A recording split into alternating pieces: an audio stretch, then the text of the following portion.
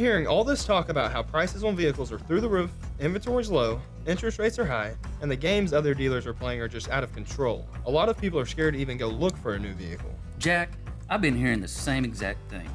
So I've been thinking, down here at Knippelmeyer, let's go back to what made us the #1 dealership in Oklahoma for decades. I'm thinking starting September 1st, we price all of our trucks and SUVs at invoice, minus the rebates. That way we are helping people get the best deal right off the bat, without playing all the games the other dealers are playing. That sounds like a game changer. Do we have enough inventory to sell our vehicles so cheap? Yes, sir, we do. There are plenty to choose from and more on the way. And we've been getting some really good interest rates lately for our customers. So we've got the high prices figured out with invoice minus rebates, inventory on hand, and interest rates not driving up customers' payments. There is absolutely no reason someone shouldn't get their dream vehicle from us. Yep, and Knippelmeyer is the place to get them. Chevrolet. Together, let's drive. When you're sick, you need to be seen by a health professional today, not next week. Norman Regional Urgent Care is here for you from 7 a.m. to 7 p.m. Open 7 days a week at Porter Health Village in Norman and Monday through Friday in Westmore and Goldsby. No appointment needed, just walk right in. Whether it's a sudden illness or a minor injury, Norman Regional Urgent Care is ready to get you back on your feet today, not next week. There are trucks, then there's the truck.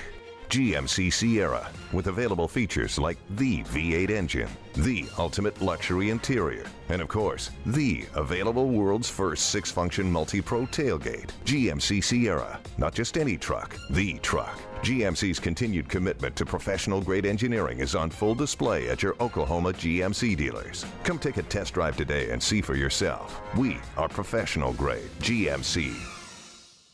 How about this? We're hanging out with the winningest coach in OU football history, Bob Stoops, Mondays on the T-Row in the Morning Show. It's the Stoops Review with the HBC on the T-Row Show, Mondays from 7:45 to 8:30 with limited commercial interruption. Every Monday, we'll be looking back at Saturday's OU game with a guy who knows what he's looking at. Bob Stoops, the Visor, the HBC on our show every Monday. Check it out. Your dream home is right around the corner, and at Stride Bank, we're here to make it a reality. With competitive rates, personalized service, and streamlined processes, buying your first home or your forever home has never been easier. Let Stride's experienced mortgage team guide you every step of the way, from pre-qualification to closing. With local roots and national reach, Stride Bank is your go-to partner for all your banking needs. Stride Bank, your trusted financial partner since 1913. Find out more at stridebank.com. Stride Bank, member FDIC, equal housing lender.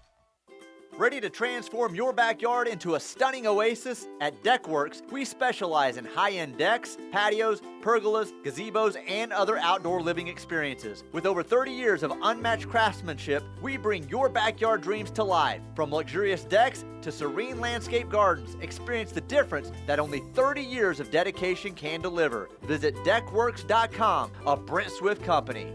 Deckworks, where your dream backyard becomes reality. Hands are how we give. Hands are how we receive. To lend a hand and to hand it off. Hands are how we transform and how we redistribute. Our community needs a helping hand these days, and the United Way of Norman is there to offer it. From emergency services to vocational programs to grief counseling for the youth, the United Way connects your gift with the programs that will have the greatest impact on improving the lives of everyone in the community. Make your donation today and raise your hand for your community. Learn how you can give United at unitedwaynorman.org. The Ref Radio Sports Network is powered statewide by the insurance adjusters at Brown O'Haver. Fire, wind, theft, or tornado, we can help. Call 405-735-5510. Live from the Buffalo Wild Wings Studios, it's time to get locked in to the best Sooner recruiting and football news with Tyler McComas and Parker Thune. You better lock it up. You better lock it up. No, you lock it up. You lock it up. Lock it up. Hit the guys up on the Riverwind Casino call-in line at 405-329-9000. Text the show on the Knippelmeyer Chevrolet text line at 405-651-3439. Do it! Just do it! Now, with Locked In, here's Tyler McComas and Parker Thune. Well, we do have a lot of recruiting to get to on this Friday, 2025 and beyond, but let's lead with the reports that's been out for about an hour now that has to do with the injury front. It's a report that's out there. I don't know if it's too shocking in terms of a timeline, but Matt Zenitz of 24/7 Sports, and I'm sure most of you have seen this by now, but it says it's feared that Oklahoma star receiver Nick Anderson could miss several more weeks as he continues to work back from a quad injury, sources tell at 24/7 Sports. Anderson made his season debut in Week 4, but then missed OU's game against Auburn. So, again, it's a report worth sharing because it's pretty big news. I don't know how shocking that is, especially that he could miss several more weeks. I don't think anyone really expected him back for the Texas game. And, Parker, I just speak for myself. I wasn't optimistic that that was a realistic scenario. But nonetheless, there's a report out from a national guy at 24/7 Sports about the situation from Nick Anderson. Yeah, again, if you've been following along with the Anderson saga, not shocking to see something like that come out in the mainstream. I mean, we've talked about it. Like, the perspective that you have to have on the Nick Anderson situation and kind of the expectations that you have to set accordingly is that if you get anything from Nick Anderson the rest of the way, it's a welcome surprise. But you almost have to count on Oklahoma's wide receiver production throughout the 2024 season coming from guys other than Nick Anderson, because even if he is able to return at some point, Tyler, who knows? Who knows whether he's going to be even close to 100%, because we saw against Tennessee, right, he's out there for 5 snaps, right back in the locker room, and just did not look like himself when he was on the field. Yeah, well, so that's how I've been approaching it now for a couple of weeks, is that, especially after he tried to give it a go against Tennessee, but he was only out there for, a few series, and that was it. I've been approaching this for a while now that, kind of like you said, anything that you get from Nick Anderson this season counted as a bonus, and he is a draft-eligible player at the end of this year. If I had to guess, I would guess that he's back at Oklahoma next year. Yes, the measurables look great. Yes, he's kind of that prototypical NFL wide receiver size that you like. But Nick Anderson, even though the high points have been really high for him, I think he's got to come back and prove to everyone that he can consistently stay healthy throughout the course of a season. So I don't know that for sure. I would guess that he comes back to Oklahoma. But I guess that's kind of the main story with him now, is if you see him back in an OU uniform next year or not. I mean, I don't see any reason why you wouldn't. I mean, obviously the OU program means a lot to him and his family. His brother is involved with Sooner Sports Properties. They're an OU family. That much we know. And kind of like you said, Tyler, there's really no reason to think that if Nick Anderson were to enter the NFL draft, that he would have the stock and the prospects that would be remotely comparable to what he would have if he came back for another year. It's a complete shot in the dark. Like, you're spinning the roulette wheel and you're really betting on yourself if you choose to declare for the NFL draft after a season where you made, who knows, maybe just one appearance for 5 snaps. Tyler, but you got 1 year of production, and it was a really exciting year, had some really exciting moments, and demonstrated that you've got high-round NFL potential, but the asterisk that's going to come attached to all of that is the injury factor, unless you come back for at least 1 more year and prove that you can stay healthy for a full season and that you can produce at a high level just like you did in 2023. Yeah, I'd be pretty surprised if he's off to the league. I mean, he doesn't seem like a guy to me that's just trying to get to the NFL as soon as possible, given his current situation. I hope for this team that he's back next year, and I hope that he's able to stay healthy next year and he has his most productive season. But I think he has to have that. I mean, because I don't think it's necessarily a promise, even with the skill set that he has, that he would even get drafted this year. So he's got to come back, in my opinion, have that year, and I think he will. But, yeah, that's unfortunate that Matt Zenitz is reporting that Anderson could miss several more weeks as he continues to work back from a quad injury. To the text line we go from the 405. Is it possible that Nick Anderson can get a medical red shirt for this season? Medical red shirts for this season. Yes, he's only played in what would you say? 5? How many snaps did you say? like 5. I think it was just 5 snaps. Yeah, 4 or 5 snaps in the very I guess it was the Tennessee game where he was out there briefly and then went right back to the locker room. But the way that it works is you can get a medical waiver if approved by the NCAA, which is usually approved, as long as you have missed at least 66% of your team's games over the course of one individual season. So naturally, if you only end up playing in one game or 2, 3, 4 games, you qualify for the medical waiver, assuming you have a legitimate medical issue, which we know Nick Anderson does. So, yes, he will get this year of eligibility back if he ever has reason to use it. Sooner Al says, may make more in NIL than a 6th-rounder. That is a very fair point, right? I mean, I'm going to guess that Nick Anderson probably does pretty well NIL-wise. I don't think that he's making more than anybody else on the team, but might he make more than a 6th-rounder as an NFL draft pick? Yeah, absolutely. So good point. There's another reason why I think that that he could absolutely be back. Chris from Knoxville says, is Deshaun's tweet alluding to a potential return? He sure made me think that yesterday, and we did bring that up, but he had the smile emoji tweets. And, yeah, I think there's a pretty good feeling that we see Deshaun McCullough coming up next Saturday, which he played pretty well in Dallas last year, so that'd be nice. He played his best game of the season last year in Dallas. So, yeah, you'll see Deshaun McCullough. How much you see him, I don't know, because he is these days more of an inside linebacker than he is a cheetah. At least that's the vision. Now, it is also true, however, that Kendall Dolby, your starting cheetah, is out for the remainder of the season, and you got to figure something out in the meantime. I really like what I've seen from Sammy Omosigho, but Brent Venables even talked about it in his press conference on Wednesday. There's still stuff that he's learning, still things and areas in which he's growing as a player, so maybe he's not ready to get 100% of those snaps right now. You saw Woody Washington at that spot. I think Woody Washington is probably better served to be out there at cornerback than at cheetah. So it is altogether possible that Deshaun McCullough does play some cheetah for Oklahoma next week against Texas. It's not just that you're out 5 receivers right now. The 5 that are currently out or at least were out last week,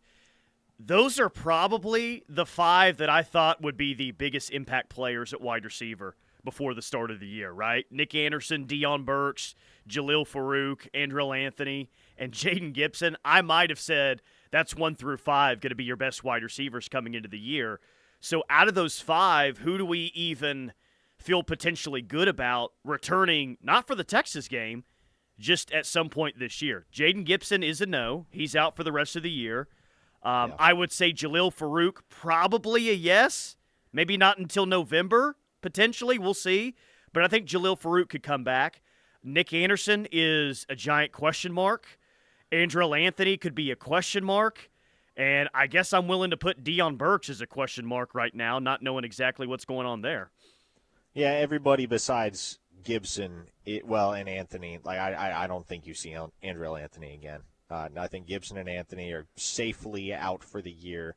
Now, everybody else, Anderson, Burks, Farouk, question mark, and Farouk is probably the guy that I would say you can count. Like, for a fact that Farouk is on a timeline to return. I feel better about him coming back than any other of the 5. Yeah, I'd agree with that. Yes, correct. He had the surgery. He's been rehabbing. The expectation is that circa that South Carolina game, maybe the Ole Miss game, you're going to get him back in the mix. What's kind of indefinite right now, and you're just not really sure which direction things are going to swing over the next few weeks, what kind of complications there may be. That's what you're dealing with Deion Burks and Nick Anderson right now. Cherokee Sooner says, what if he comes back to score another game-winning touchdown in a close game against Texas? Well, that would be awesome. That'd be awesome if Nick Anderson does that. I just think that's going to have to be in 2025 and not in 2024 for that to be the case for Nick Anderson, unfortunately. But, yeah, so that's going on right now. One of the bigger news items pertaining to OU.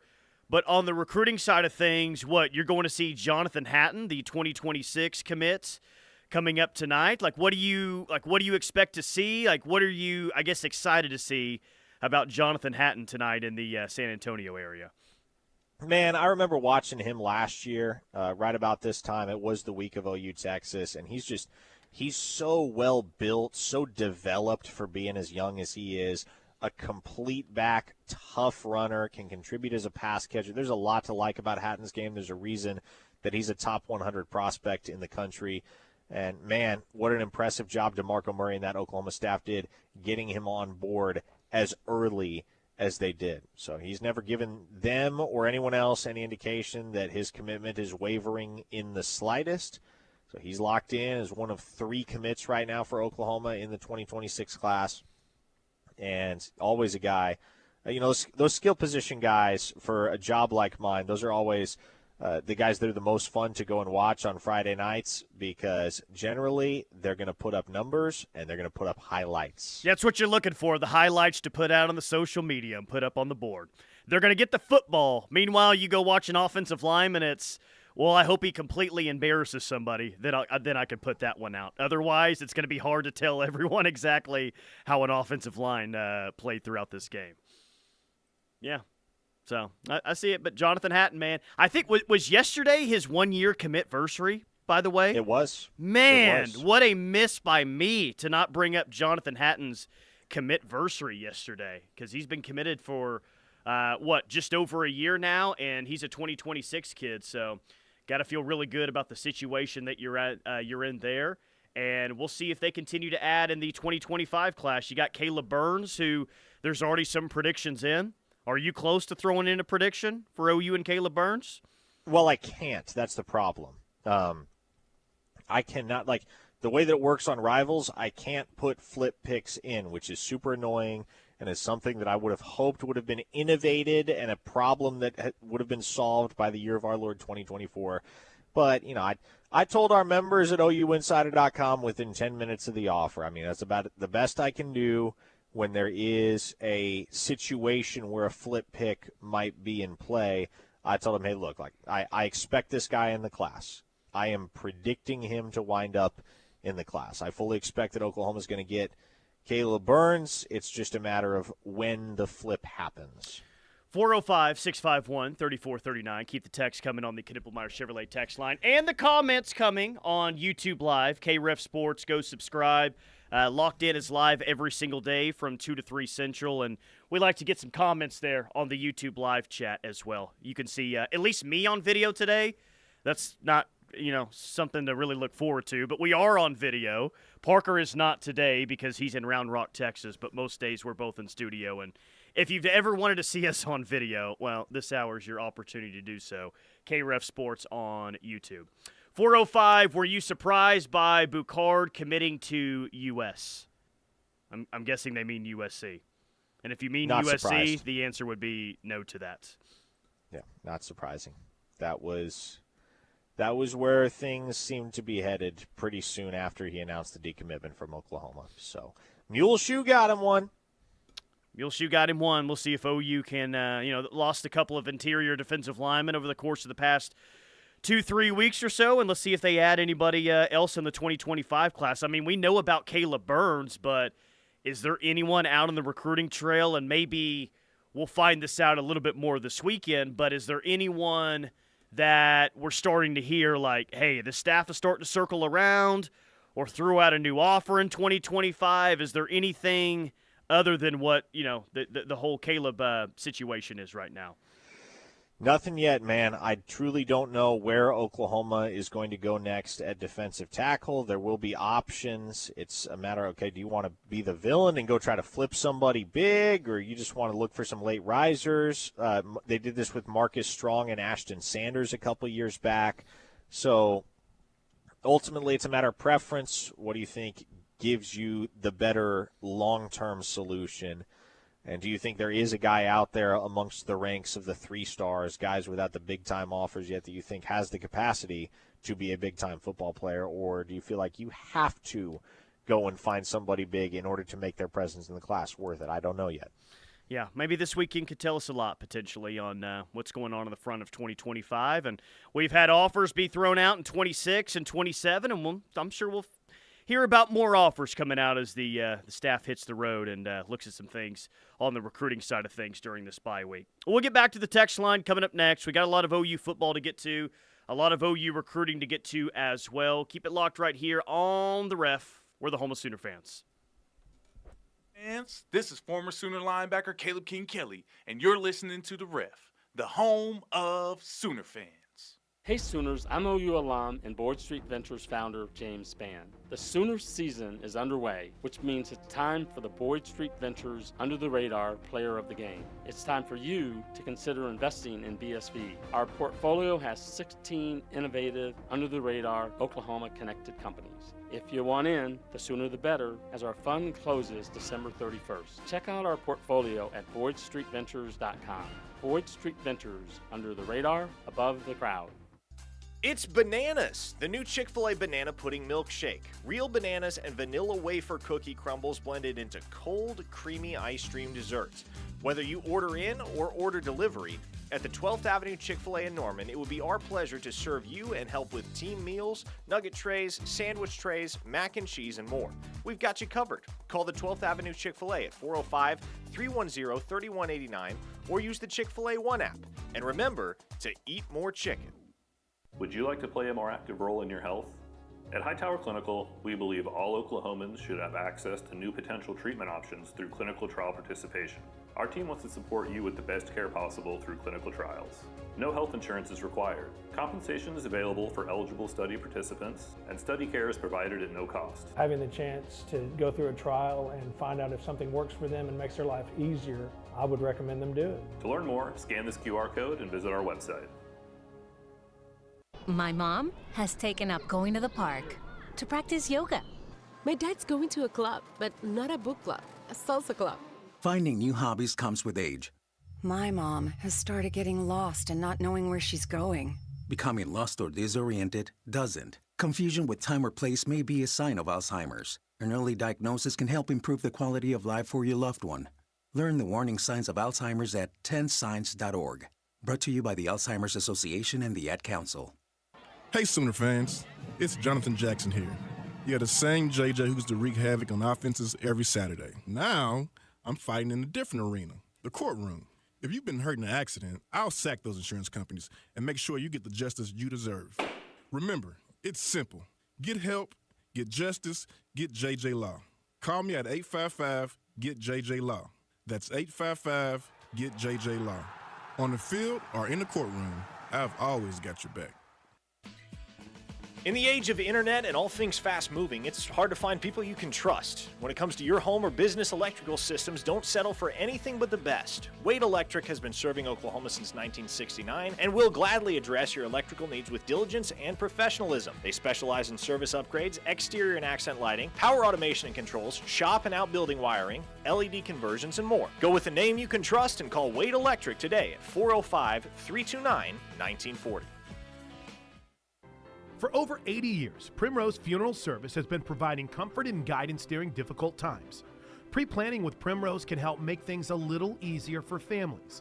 Not only can you pre-plan a funeral, but you can pre-plan your sunset cemetery arrangements, which removes the difficulty of planning for a loss at the same time loved ones are experiencing one. Contact Primrose Funeral Service at 405-321-6000 or visit them online at primrosefuneralservice.com. As we wonder why our kids are struggling, someone is getting bullied.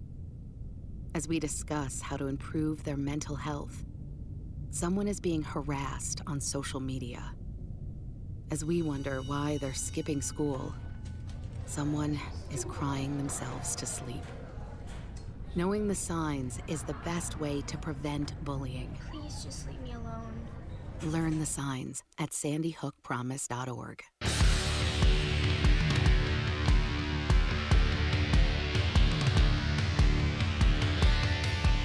Dorsey Jones Buick GMC in El Reno, bringing this hour of Locked In with McComas and Thune. Dorsey Jones is family owned and operated, established in 2020, but many of their employees have been there for more than 20 years. They sell Buicks and GMCs, which are some of the best trucks and SUVs on the road. They also have half-price oil changes on Saturdays, which, hey, bye week coming up tomorrow, no OU football game. Go check them out in Dorsey Jones. Go check out Dorsey Jones Buick GMC in El Reno, I should say, for half-price oil changes on Saturdays. All right, quick rundown of the 2025 rankings. Not a whole lot of movement, honestly, over the past week. Ohio State still at number 1. Bama is at 2. LSU at 3. Auburn at 4. Texas at 5. Georgia at 6. Oklahoma at 7. Miami at 8. A&M at 9. And then there's USC at 10. So OU still the number 7 class in the country, and we'll see if they can add Caleb Burns here coming up at some point this month. Do we think that that's what the timeline is for Caleb Burns, by the way? It's being reported that he wants to sign in December. Do we think that he's not going to make an actual decision until he signs in December? Or maybe after that visit week that he has for the OU South Carolina game, we could see a commitment sometime in October? Yeah, I think the decision will come sooner than then. Well, and even that, like, this would be decision number 3 for Caleb Burns because he committed to Texas Tech, then he flipped to Baylor. Now, obviously, we're talking about the possibility that he would flip from Baylor to Oklahoma, which I expect to happen. But whatever happens, Tyler, I do expect it to happen pretty quickly. The absolute latest, I think, would be late November because his official visit right now is tentatively set for November 23rd, the Alabama game. So if for whatever reason it hasn't happened before then, I would think that provides the juncture, the natural leeway for Caleb Burns to just go ahead and cut the cord with Baylor and lock in with Oklahoma. So he's coming unofficially for the South Carolina game and officially for the Alabama game, or his current plans. That is correct. Yeah, so, okay, well, some might say, well, he's got that Oregon visit. Watch out for that Oregon visit. And, hey, Ole Miss apparently is interested. He might try and schedule an Ole Miss visit. Yeah, maybe he schedules a visit to Oxford. He's going to Eugene for that Oregon-Ohio State game coming up next week. But the fact that there seems to be so much buzz around him and OU right now, even with those other interests, and the fact that he has not one but 2 OU visits scheduled, and one of those is an unofficial visit, would probably lead you in the right direction of OU's in a very, very good spot right now for Caleb Burns. So adding another linebacker in this 2025 class, I think, is something that, does this class need that or not? Well, he's a really good player who's eventually going to be a 4-star, in my opinion, on Rivals. I think he's the type of player that you want with the incredible start to the season that he's had. By the way, I'm looking at a list of odds on first college football coaches fired, and as you would imagine, Billy Napier is right at the top of the list. I believe he and Dave Aranda have the highest odds to be the first fired Power 4 coach in the sports. There's already buzz out there. Industry experts are already throwing out there who they're hearing as the next Florida head coach. Lane Kiffin, which is no surprise, but another very well-known name in the Big Ten. I guess James Franklin's name has been thrown out with the Florida job as well. I mean, I guess I get that. James Franklin should never leave Penn State, though. Like, if I'm James Franklin, I have no desire to leave Penn State because Penn State is exactly where all of those fans are content for them to be. I shouldn't say all of them. Most of them are content. Like, everybody up at Penn State is content with that program consistently being a top 10, top 15 program in the country.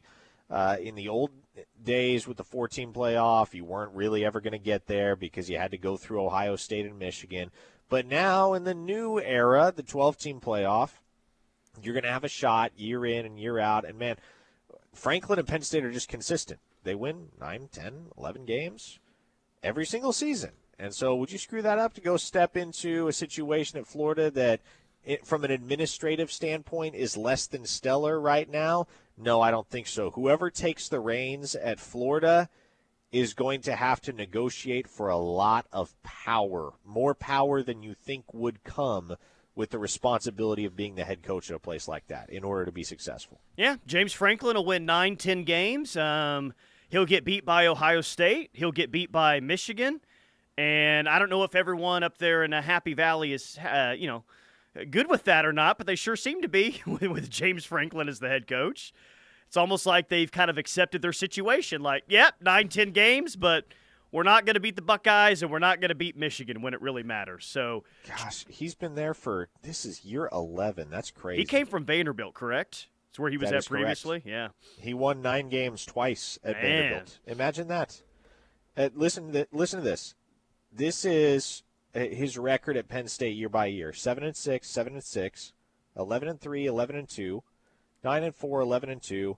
Then you have the COVID year; they went 4-5, 7-6, 11-2, 10-3, 92-39 overall.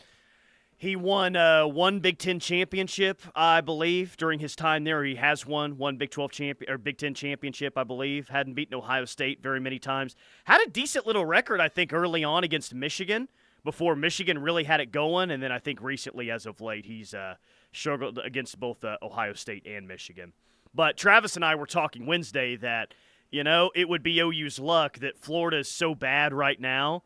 But by the time OU plays Florida, of course, they'll finally make the right hire again and be rolling. And when OU finally has to play Florida in the league, Florida's going to be really, really good all of a sudden. If they hire James Franklin, maybe they're not going 5-7 or 6-6 or anything like that. But Florida being really good, like they were with Urban Meyer, like they were with Steve Spurrier, I don't worry about that Florida if James Franklin is the head coach. So I guess in a lot of ways, if Florida really wants to hire James Franklin, by all means, please do it. I won't be scared of Florida. Yeah, I mean, if Kiffin goes to Florida, that will either be – and especially when you look at Kiffin's past, that's either going to be a 5-alarm fire or they're going to be really, really good. They haven't had – well, I guess Kyle Trask was a Heisman finalist that 2020 year, right? But seems like a lot of times since Tim Tebow left, they just haven't had a dude at quarterback. And you feel like he could at least do that in Gainesville. Lane Kiffin could get the Florida Gators a pretty good quarterback down there in the swamp. But, yeah, James Franklin, wouldn't be scared of Florida. Lane Kiffin, I wouldn't be scared of Florida either. I know he's done a really nice job at Ole Miss, but I don't think that Lane Kiffin all of a sudden goes to Florida and turns them into a legitimate national title contender year in and year out. That's just my opinion. Now, I don't know who that is, though, out there, Parker, that Florida could realistically get. I don't know who that name that's sitting out there right now that takes the Florida job to turn Florida into what they were there with Urban Meyer and what they were for a long time with Steve Spurrier. I mean, maybe you have a better idea of that name, but I don't really see that name available for Florida at this point. I mean, I don't know which direction Florida turns, because the one thing you can't do, if you don't get Kiffin, if Kiffin is out of your price range or he just doesn't want it, which I think he does, I think Lane Kiffin's going to be the next head coach of Florida. But if for whatever reason he is not, where do you go from there? Because the one thing this fan base, I say this fan base, that fan base, Tyler, that Florida fan base, the one thing they're not going to be content with is hiring another guy that seems like another Billy Napier, i.e. a G5 head coach that has had some success but is making a big-time leap in terms of level of competition, level of recruiting, all that stuff, to a Power 4 borderline blue blood type school like Florida. So you can't go the Napier route again. And if you don't get Kiffin, man, where does that leave you? What hire are those folks going to be content with? KW the 918 says, Gruden to the Gators, boys. Spider 2Y banana headed to Gainesville. 3 laughing face emojis. Mark it down. John Gruden, who forever was rumored as always the next Tennessee head coach. I feel like they went through 3 different head coaching searches where it was John Gruden. John Gruden's the favorite. He never took the Tennessee job. But now Florida might get in the mix of the John Gruden rumors. I like that. One Star Jay in Tulsa says, keep an eye on Eli Drinkwitz at Florida as well, guys. That name's been thrown out there, at least on the odds to be the next Florida coach. I feel like Drink has had odds in the top 5 or top 6 at least. So might he get an interview and an offer? Potentially if they don't get Lane Kiffin. But Lane Kiffin's their number 1 option. Yeah, I don't want Eli Drinkwitz to ever go anywhere else because I like him being the head coach of Missouri. He and Missouri deserve each other. And everyone said amen on that one. I hate Missouri all on its own, but you add Eli Dorkowitz to the fold there, then I really hate him. Tush Push OU on the YouTube chat says, Kingsbury to Florida. Cliff Kingsbury to the Florida Gators. I don't think the Florida Gators will be making that hire. Where is Cliff right now? Is he not at USC? Is that where he's currently at? I know that he took that. Oh no! Wait, I'm completely wrong. He's the OC for the Commanders. Okay, yeah, that's right. Golly, he's talking about someone that's completely fallen off the radar, and maybe that's because he's not in college football anymore. He's in the NFL, and we talk college football way more than we do NFL. But man, I had totally forgotten about that. I'll tell you though, he and Jaden Daniels got it cooking right now. Yeah, they do. That's for sure. Ron Brown says, is BV on the list at Florida? I would not think that Brent Venables is on the short list for the Florida Gators. Yeah, no, trust me. Trust me on this. If Brent Venables turned down the Auburn job because of quote-unquote alignment, there's absolutely no way he's taking the Florida job. I mean, it would be way more likely that Florida would be interested, that Brent Venables would be interested in that job. Like, I don't think either of those two things are going to happen, but Brent's not leaving OU for Florida. From the YouTube chat as well, who do we want to see starting at quarterback, Ewers or Manning? Well, I mean, Ewers is going to start, but if you want to throw out that kind of question, Ewers is the one that turned the ball over 3 times against OU last year. And this OU defense, I think, is better this year than it was a year ago. I know it's crazy to say and to not pick a guy who would be starting in his first ever OU Texas game, but it's going to be Quinn Ewers, so I might as well say Quinn Ewers anyway. Yeah. Man, I've been looking through Cliff Kingsbury's past as both a player on the field or off the field? On the field. We don't need to get into his past off the field. There are a lot of things that purportedly happened that you can't really bring up on the radio. That I can't bring up on the radio. The Knippelmeyer Chevrolet text line sure could, and I'm sure they will. Cody Allen asks, would Matt Rule take that job, or would they be rowing the boat in Gainesville? I don't think Matt Rule would leave Nebraska. He's getting paid very handsomely. And is there enough luster on P.J. Fleck at this point? No. I saw did I see a list for him this week of someone that's starting to get on a little bit of a hot seat at Minnesota?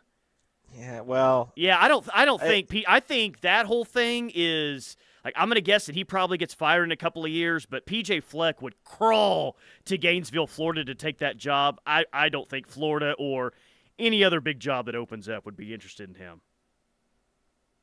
If I'm a Minnesota fan, I've just got to be getting bored with P.J. Fleck, you know? Like, and I don't know offhand how many times he's eclipsed the 7-8 win plateau, but if you're Minnesota, you just get bored of mediocrity at a certain point, right? It's almost like it doesn't matter who the head coach is. By the way, I just double-checked it. Minnesota went 11-2 in 2019, which I did not remember. They won the Outback Bowl that year. Nice. Since then, they went 3-4 in the COVID year in 2020. Since then, 9-4, 6-7, and then, of course, 2-3 so far this year. Yeah, not a great – but you know what? If they win this weekend, let's go ahead and give him a lifetime contract. You down for that? Oh, by all means. I'll donate to the Minnesota Athletic Department. As will I, man. I knew I was going to hear from this guy at some point today. He's going to do his victory lap more than once. 1-star Eric the Mets fan says, any chance Pete Alonso coaches Florida? Let's go Mets. And if you're saying to yourself, well, that doesn't make any sense. Pete Alonso is a baseball player. Why would he take the Florida job? Exactly. Eric's sole intent there is to troll me today after Pete Alonso hit a big home run last night in the 9th inning. So I've got to wear that one. You deserve it, Eric. I talk a lot of smack to you. You talk a lot of smack to me. I'd like to say congratulations, but I hope you get swept in the next round, even though I hate the Phillies as well. But that's what happens here. My team loses, his team wins. He's going to let me know about it. 918, how about Matt Campbell for Florida? Is the Matt Campbell buzz? I mean, they are a little bit of a Big 12 title contender this year, old Iowa State. They're good, man. They're good. They're, 4-0? That might be Matt Campbell's best team so far. And I get that the path got easier for them through the Big 12 with the departure of Oklahoma and Texas, but, man, continuity and culture, they pay off. And if nothing else, that's what Matt Campbell is good at, continuity and culture. Yeah, he can do both those things for sure. So they're in a pretty good situation right now with Oklahoma State already losing twice, with Kansas State already losing once. Utah has a loss in the league right now. Iowa State's in pretty good position. They get Baylor at home this week. They're a double-digit favorite in that one. Iowa State's in a pretty solid spot right now to make it to the Big 12 championship game for the first time since 2020. All right, we got one final segment of Locked In coming up next. More text, 405-651-3439. And, of course, we'll get back to the YouTube live chat as well. Got some recruiting, some interesting stories going on with OU and around the country as well. And we'll start to take a peek to next week and OU Texas week, which is always fun. Keep it locked on the Ref. We're the home of Sooner fans.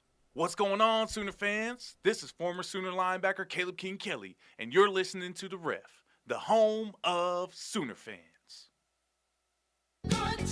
The Showplace Theater at Riverwind is the best place for live music, and we've got some of the best acts around, like Three Dog Night, November 16th. Clay Walker, November 29th. Styx, December 7th. And John Party, December 20th. Riverwind is OKC's favorite casino experience. The Mont invites you to come by and enjoy our high-quality food and drinks in our historic atmosphere. The Mont has won numerous awards, including Best Restaurant in Norman, Best Appetizer for our great queso, Best Exotic Drink for the original swirl, the Best Patio Dining for our beautifully landscaped patio. Come see the Town Tavern OU football scoreboards dating back to 1947. We'll see you at the Mont on the corner of Boyd and Classen, or call us at 329-3330.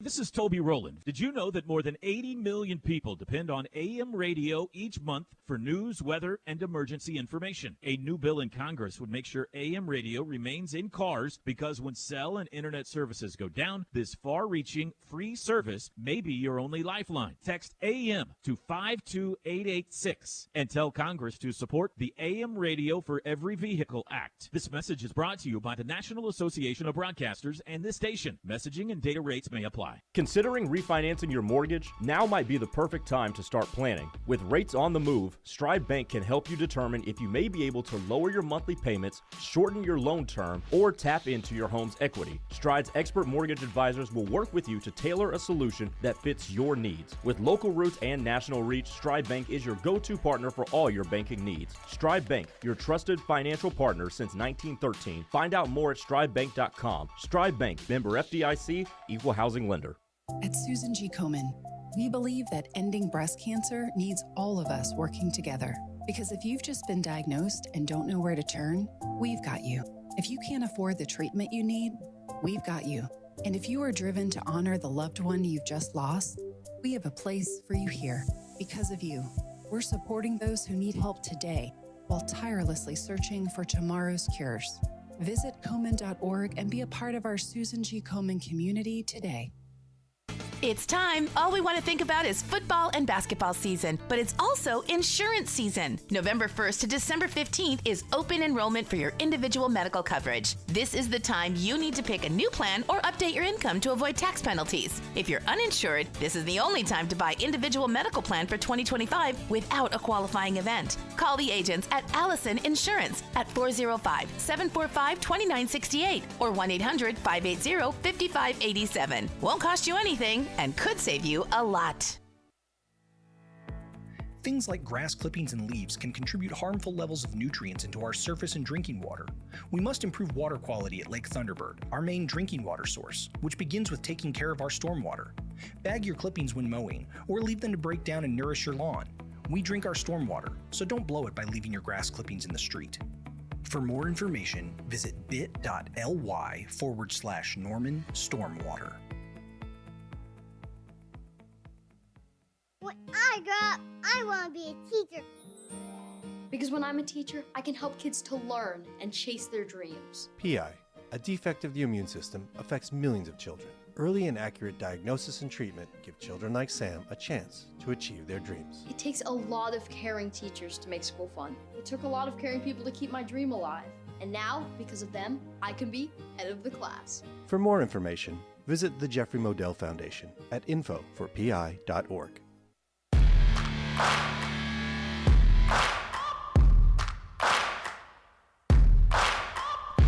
Final segment on this Football Friday, locked in with McComas and Thune, live on the ref for the home of Sooner fans.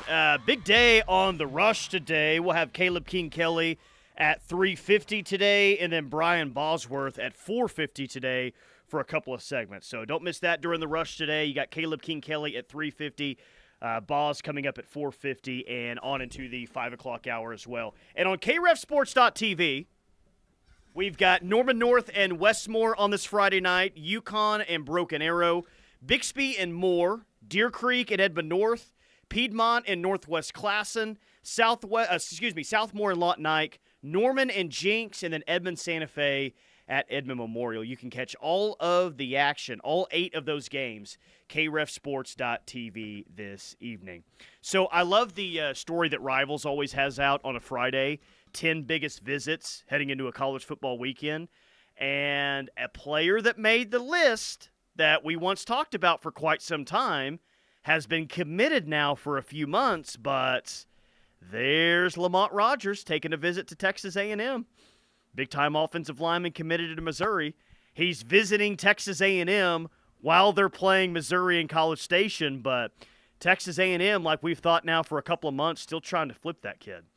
I do not expect Lamont Rogers to stick with Missouri. I will just say that. Well, then I think you're basically saying that he ends up signing with Texas A&M then. I mean, you said it, not me, Tyler. But I said it. Yeah. Throw it on me. Throw it on me. I don't. That appears to be where things are headed. Yeah. No, it really does. How was last night? Who'd you get to see, and what were your big takeaways there from 2 OU commits? Is that who you saw? Yeah, got to watch Felix. Well, not commits, but targets. 4-star 2026 wide receiver Zion Robinson, and then 4-star 2026 offensive tackle Felix Ojo. It was my first time seeing Robinson at all. Never had seen him in person before. Man, he was really impressive. Dropped a touchdown pass of about 50 yards in the second quarter. I mean, beautiful throw from his quarterback. He was streaking all alone down the field and just didn't reel it in. But fortunately, he did rebound after that, made a couple of highlight reel plays, ended up with 3 touchdown catches on the evening. It was really dominant. Him and his teammate, North Texas commit Jacoby Hayes, made life very, very difficult on that Lake Ridge secondary. But, man, Felix Ojo is a guy that I will be watching very closely over the next few months because I think he has 5-star potential, and he certainly has 5-star tools. He is everything you want an elite offensive tackle prospect to look like, Tyler. He is a legitimate 6 feet 7 inches tall. He's got a perfect frame, no bad weight whatsoever, still a little bit underweight, but you'll be able to tack the muscle onto him. You don't want a guy coming in already maxed out, and that's not what Felix Ojo is. He's probably about 280, 285 pounds right now, but really, really technically sound, really strong, good punch, great pass protector. He's quick on his feet. He was a little bit banged up last night, rolled his ankle, but even so, nobody could get past that kid. He's a force. I don't know if there's really any update on Andrew Babalola. I mean, there's no change in teams, but there was I don't even know if it was a report. I think it was just an article that was out last week that had a quote from him, and it sounds like, for what it's worth, Andrew Babalola thinks that he's going to commit somewhere before the end of his season. So that would mean in essentially the next month or so. That would mean that he announces somewhere before signing day. I'm going to guess that the odds-on favorite is still the Michigan Wolverines. Here it is. Quote, "I definitely think I will have it wrapped up before my season ends." Andrew Babalola. And it's still Oklahoma, Stanford, Missouri, Michigan, and Auburn. But do we really know anything new? Do we know anything different other than that? Do we know anything different in terms of leaders than we did a month ago? It feels like information's really hard to come by at this point. Yeah, we know nothing new, and ultimately there's nothing left to say. There's nothing left for anyone to do except for Babalola. He's got to make the decision on his own. He's got to figure out, okay, is it Michigan? Is it Oklahoma? Is it Stanford, Missouri, Auburn? I don't think it's those latter 3 schools that I mentioned. I think this comes down to Michigan and OU. Now, It's always an unpleasant thing to tell people, hey, I'm sorry, like I got nothing more to tell you. You just got to have to wait it out. But that's kind of where things are at right now with the Babalola recruitment. The kid just has to make the decision. And at least from the OU side of things, like I think Michigan is probably the leader at this point. But with the big-time offensive lineman like that, at least you can kind of sit there and say, well, this is Bill Bedenbaugh's best offensive line class, regardless if OU gets him or not. But this is an incredible bonus if we can get a guy like Andrew Babalola. So information's hard to come by, but you're not really necessarily stressing about this recruitment. Again, I think Michigan leads, and maybe he commits to Michigan here in a couple of weeks or so. But Michigan is the stressful spot to be in right now, wouldn't you say? Like, because I feel like we've been in these situations before, and it's, okay, well, I think OU leads. I think OU's in a really good spot, but why won't the kid just commit? What's going on here? Like, what else does he need to hear? What else does he need to see? Like, all signs point to us. Why won't he just commit?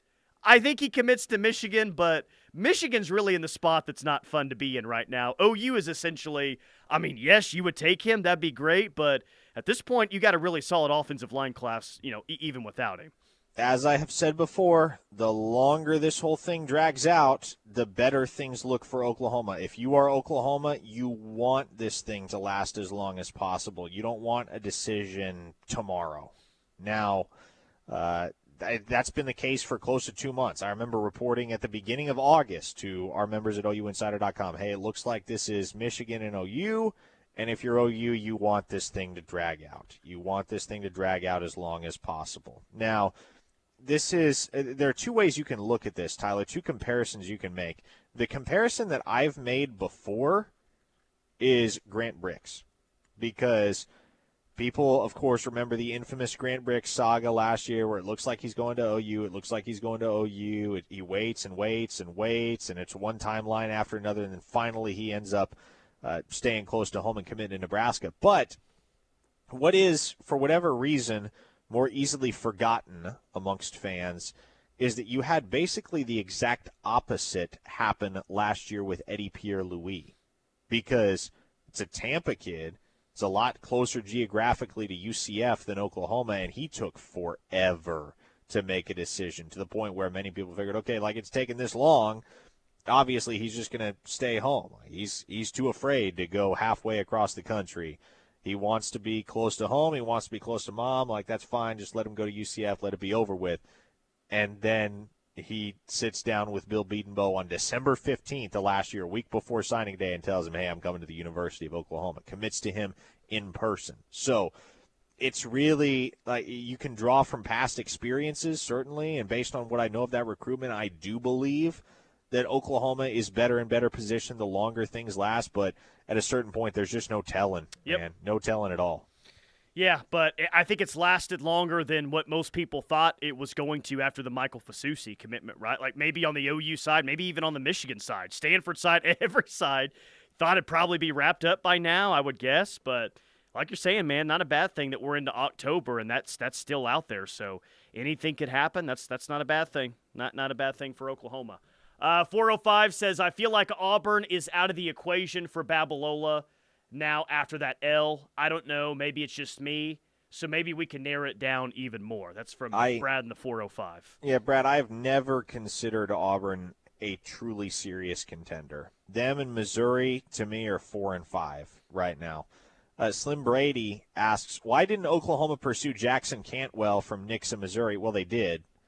They didn't really get any traction. They had him down to campus a couple times, and for one reason or another, the kid just didn't really like Oklahoma. So, is what it is. They tried. 214, why is OU not taking a swing at Rogers? That's from Sooner Steve in the 214. Well, they did initially with Lamont Rogers, and you know that seems to be one, like most big-time offensive linemen, where NIL is going to be heavily factored into that one. And I think that we said even during the Michael Fasusi recruitment that, all right, well, Rogers was the first one of those big offensive linemen we talked about off the board that got off the board.